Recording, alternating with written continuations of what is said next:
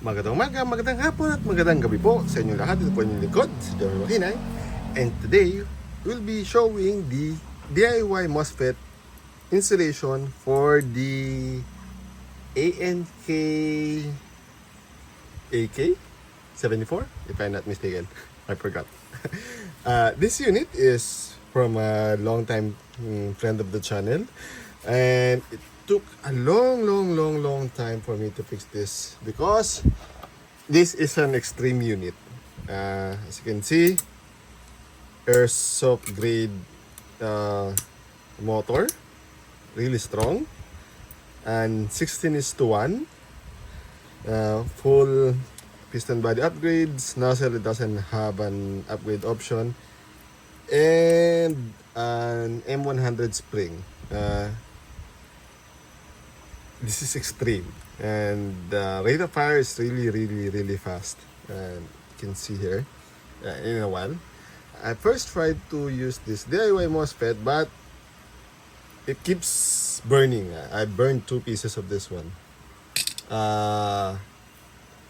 For whatever reason, it's maybe because of the switching, I don't know. I burned it twice, so I chosen to just go with the old reliable 3034 Mosfet. Cannot be seen. Cannot be seen. There. Oops. My breaker. For this setup. As you can see, it's using a very good ZOP power battery, so that no limitation when it comes to amperage. Always there's a watt meter for the test, and later or now, I'll discuss it now. For this one, since it's 3034 based, the wiring still here.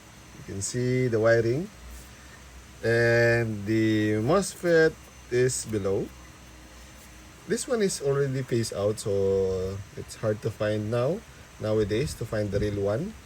And there's a better alternative, also link in the description.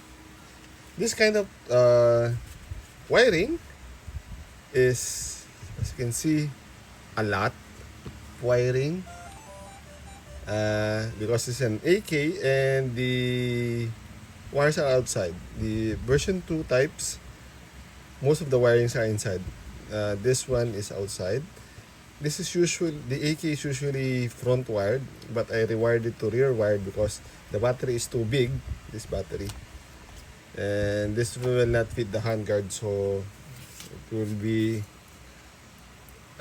connected to the rear. For how, it's up to the owner of this one. See, let me zoom out first. So, breaker for the resettable switch. There's a fuse here for 25 amps just in case, and better longer wirings. Strong magnet. And this is the diode for the switching. See, diode. So the prime will still work. Wiring is still there, and lots of wiring. And this fix for the triggers of AK, it must be done. And the rest are the usual. Just follow this wiring and you can do it yourself. Okay, without further ado, let's do the test. Let's zoom in, and it's ready. This is ready, and then firing. See, full auto is, I think, here. Then firing. Where are you? Nope, here. See, that 43 amp spikes. Woo!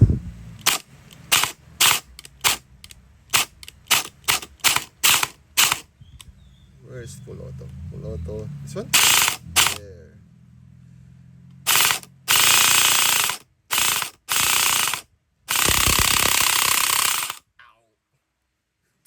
amps continuous. You can hear it's very strong and not heat up. And let's do continuous semi. Oops, AK problem. Selector. Oop, did I trip it? What happened? Hello, and I found out the reason. I burned the fuse.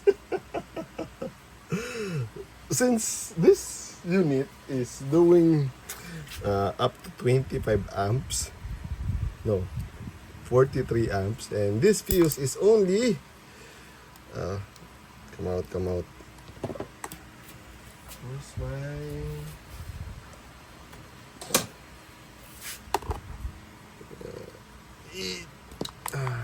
only up to 20, I think this is 20 amps, so I burned it.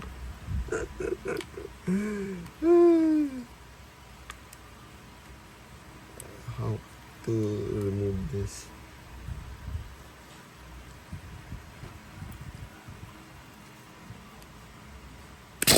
Ow.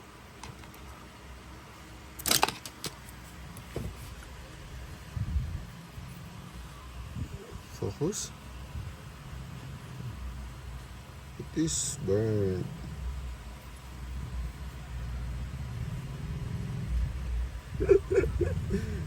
Funny.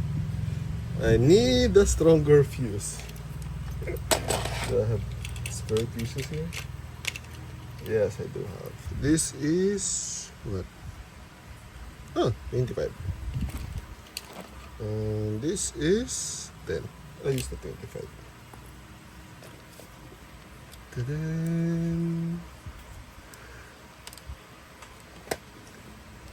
And this is 20. It's okay. Let's try again.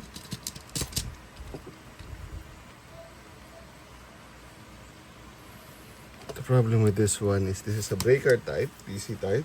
It takes a while for it to trigger. Unlike this one, it's a fast blow. So this breaks first. See? It's working again. Did I burn it already?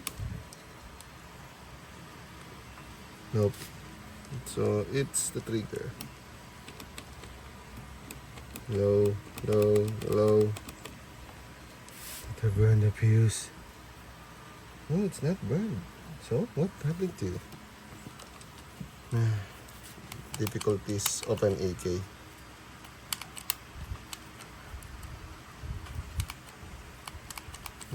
Troubleshoot again. Okay, after burning 3 fuses, I found out it's the motor. It's overheating and it's causing voltage spikes, and it keeps on killing the fuses.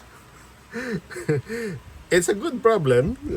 At least the Mosfet doesn't burn, only the fuse, but it's annoying. Anywho, so the vent covers now been opened, so we can now do again testing. 40 amps for semi. Then full auto. Oops. Guys, full auto. There.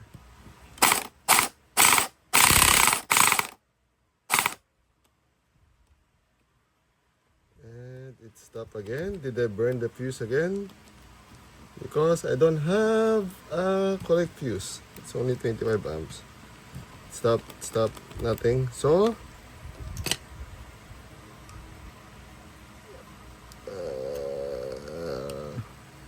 oops, I got disconnected. Sorry.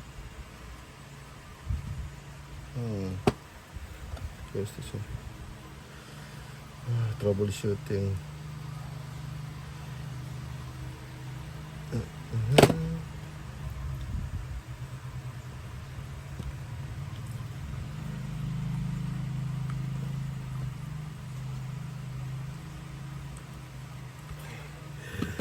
Now, try again.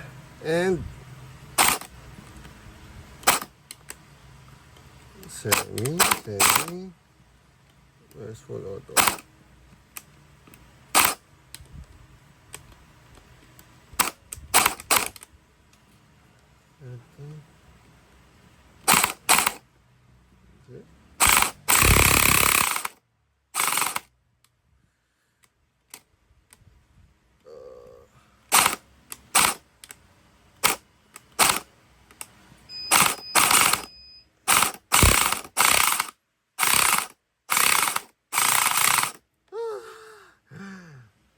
It's finally okay. After several spikes of 45.9 amps, the fuse is still not burned.